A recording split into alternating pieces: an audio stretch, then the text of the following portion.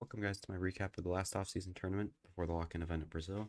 This tournament was amazingly ran, and I'll talk more about that at the end of the video, but let's get right into it. And don't forget to like the video and subscribe, it would be much appreciated, and let's get back into the video. And let's start with the champions of the event, the Guard. All their big players stepped up for this team. Trent was having performances like he was having at the beginning of 2022, which is a great sign for him. I mean, if he's going to be one of the best Sovas in NA, that really sets the Guard up to be one of the better teams and might get him signed to a franchise org mid-year, but we won't talk about that. Valen is still fragging at insane rates for being an IGL and a smokes player too. And I honestly think he should be on a franchise team as well. I mean, EG moment. I think he's also better than Def right now, but I don't think the Def signing was that bad considering they had Psycho and Zekin coming over. It just fits more with what they're building there, so I get that. But yeah, and then I think regardless of those two, I think most importantly, Tex played a lot better than I thought he would on that duelist role. I had concerns because of how he was like kind of a one-trick chamber at the end of last year, even though he was really fucking good. He seemed to be able to pick up Jet very well. His raise was adequate. I think it wasn't amazing on Fracture, but I think it was good enough, and he can keep developing that. Maybe add some other duelists into that pool. Maybe even add some initiators too. Hell, I mean, he did play Flex in the past. It was not very good, but I think he could learn, especially in this guard system with Josh RT as well, who is an amazing coach. They did bring a weird strategy for their second round buy after they lost Pistol, where they would buy 5 Stingers and no armor, which still gave them enough to buy rifles and light armor on the third round. And with how good the Stinger is right now, I think this could be a viable strategy into the future until the Stinger gets nerfed, obviously, but that's besides the point. And overall, with the Guard, I walked away feeling very good about them possibly being the favorites to make it out of challengers in NA. And next up, I'll talk about TSM. I think I'm just going to go in order of where teams place with highest to lowest. But even though they struggled early against Sentinels in this match, they were able to make grand finals through the lower bracket, beating both partner teams on the way there. They also played some kind of wacky comps, especially in this game, with playing Chamber, which was kind of weird, especially on Pearl. Like, I get it. I kind of like Chamber on Haven. Still, what was the other map that I like him on? I forget completely. Oh, yeah, Lotus, but obviously no team's going to play Lotus. Except for Tarik and Ludwig's team in the show match. But, that didn't work out. Hayes and Corey both had great tournaments, got them there. I think Corey having a great tournament was a really good sign. I thought Nature was really good. GMD and Seven were okay. I don't think they were anything crazy, but they were about what I expected, especially with Seven learning a new role. But I feel like this team still won't be able to make it on challengers, not even because of anything that I saw that would disprove that they would be able to, but it's more of there's so many good teams right now. I think some of the open qualifier teams are still better than them right now. And I think they're not the worst invited team anymore, though.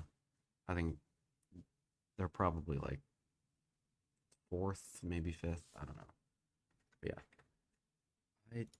I walked out of this feeling pretty good about TSM. I think they still could make it out of challengers, but I don't see it. And now on to Sentinels, a team that people were kind of disappointed by the results for. But honestly, I felt a lot better about Sen walking out of this tournament. I originally really wasn't a believer. I thought there were just too many questions with this team being like if Tens was going to come back and be good, and if the language barrier was going to affect them. Listening to Zekin talk about Pancada, now his English has grown, kind of really eliminated that concern for me. But yeah, I think they'll be fine with the language barrier.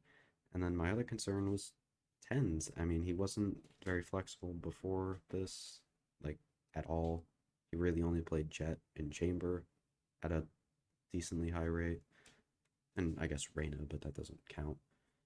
But he played KO, and with things that he's been saying on stream, he really seems to want to play that like second entry, like with Zekken going in and then him going in behind him.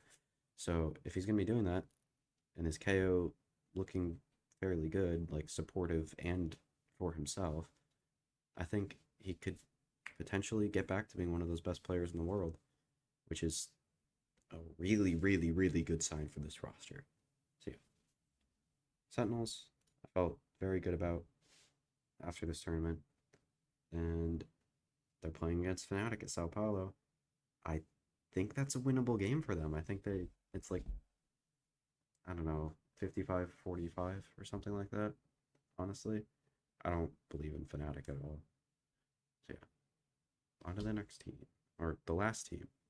And yeah, as I said, on to our last team, T1, who had a really concerning tournament, honestly. They showed a lot of weaknesses on this new roster. I originally didn't really have a problem with this roster. I thought the roles would be eventually figured out. But the way they did it was kind of weird. I think Zeta not being on that like scan initiator, like the Sova, the Fade, and especially the Breach, where he was insane, is kind of troll. Ban being on Smokes, I just don't get. I mean, he's probably their best player, maybe outside of Zeta, and I kind of really limited the impact he had in the game. And then another issue that kind of came up, which I didn't really consider, is their lack of an IGL, or at least a true IGL, which I don't know who's even IGLing for this team. I think someone said it was Munchkin, but that might just be complete cap, and I might be spreading misinformation on the internet. But I don't get it. I still have faith in this roster, like down the line, like towards the end of the year and into next year, kind of. But my Sao Paulo hopes are just down the drain right now. Like, not like I think they can beat Furia here, but I don't think they're gonna be a true contender for maybe winning a couple more games, especially with the format. That's it. And as I said, I kind of wanted to talk about how well this tournament was ran. The vibes were amazing. I mean, the fact that they embraced that it was like a tier 2 off-season or non-VCT tournament, whatever you want to call it, made it really fucking good. I mean, all the players being on the stream, like as you can see, Zekken. Um, I don't know. The vibes were just amazing, and the skits and the show match were perfect. I loved all the casters. I mean, I already loved all the casters like before this event, so that probably helped with how much I loved it. So I don't know. It was just the perfect off-season tournament, and yeah. With that, I'll see you guys in the next video. I don't really know what I'll be doing next. I'll probably be doing something to do with Ascension or maybe Sao Paulo. We'll see depending on when I get certain videos done. So yeah, bye.